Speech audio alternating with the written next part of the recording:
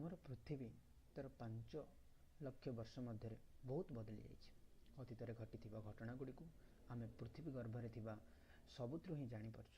ସମୁଦ୍ର, ପାହାଡ଼, ନଦୀ ଭିତରକୁ ଯାଇ ଆମେ ଜାଣିଲୁ କି ପୃଥିବୀ ସମୟ ସମୟରେ କେମିତି ଦେଖାଯାଉଥିଲା। ବୈଜ୍ଞାନିକ ଡାଟା ସାହାଯ୍ୟରେ ଆମେ ପୂର୍ବ ତଥ୍ୟ ଅନୁମାନ କରିପାରୁଛୁ।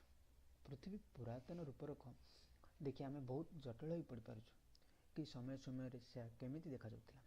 ଭବିଷ୍ୟତରେ ପୃଥିବୀର ଆମେ ଅନ୍ଦାଜ ଲଗାଇ ପାରୁଛୁ।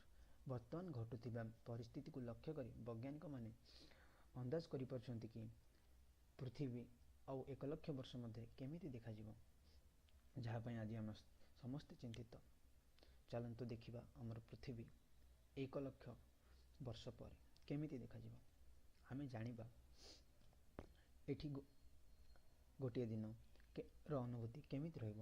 ଆମ ପୃଥିବୀ ପୂର୍ବ ଭଳି ଆଉ ନାହିଁ, ବହୁତ ପରିବର୍ତ୍ତନ ଆସିଛି। ବର୍ତ୍ତମାନ ଶ୍ୱାସ ପ୍ରଶ୍ୱାସ ପାଇଁ ମଧ୍ୟ ଅମ୍ଳଜାନ ଥଳି ଆବଶ୍ୟକ ହୋଇପଡ଼ିଛି। ଅତୀତରେ ଘଟଣା ଯୋଗୁଁ ବର୍ତ୍ତମାନ ଅମ୍ଳଜାନ ସରିଯାଇଛି। ବର୍ତ୍ତମାନ ଦିନ ଆଉ 24 ଘଣ୍ଟା ନ ହୋଇ 28ରୁ 29 ଘଣ୍ଟା ହୋଇଗଲାଣି। ପରିକ୍ରମଣ ସମୟର ମନ୍ଥରତା ହେତୁ ଦିନ ମଧ୍ୟ ବଢ଼ି ଚାଲିଛି। ଅନ୍ତରୀକ୍ଷରୁ ଆଉ ପୃଥିବୀ ଭଳି ଏହା ଜଣାପଡ଼ୁନି। ସୌନ୍ଦର୍ଯ୍ୟ କମିଯାଇଛି। ପୃଥିବୀରେ ସମୁଦ୍ର ଆଉ କିଛି ବି ନାହିଁ। ପାଣିର ଶେଷ ଟୋପା ମଧ୍ୟ ନାହିଁ। ଅଧିକ ଗ୍ରୀଷ୍ମ କାରଣରୁ 80ରୁ 100 ଡିଗ୍ରୀ ସେଲସିୟସ୍ ତାପମାତ୍ରା ଫଳରେ ପାଣିର ଅଭାବ ଦେଖାଦେଇଛି। ଆଉ ଆମ ପୃଥିବୀ ହରିଭରି ହୋଇ ରହିନାହିଁ। ସମୟ ସହ ପ୍ଲେଟର ପ୍ରଚଳନ ହେତୁ ଏହା ପୂର୍ବ ଭଳି ନୁହେଁ। ବର୍ତ୍ତମାନ ପୁରା ଅଜଣା ଗ୍ରହ ଭଳି ମନେ ହେଉଛି।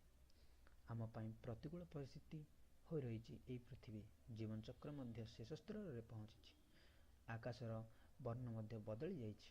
ନୀଳବର୍ଣ୍ଣ ଥିବା ଆକାଶ ବର୍ତ୍ତମାନ ଆଉ ଦୃଶ୍ୟମାନ ହେଉନାହିଁ। ଧରାପୃଷ୍ଠରେ କେବଳ ପଥର ବାଲି ଦୃଶ୍ୟମାନ ହେଉଛି, ସତେ ଯେମିତି ଏହା ଆମର ପୂର୍ବ ପୃଥିବୀ ନୁହେଁ। ଜହ୍ନର ସୌନ୍ଦର୍ଯ୍ୟ କମିବାରେ ଲାଗିଛି।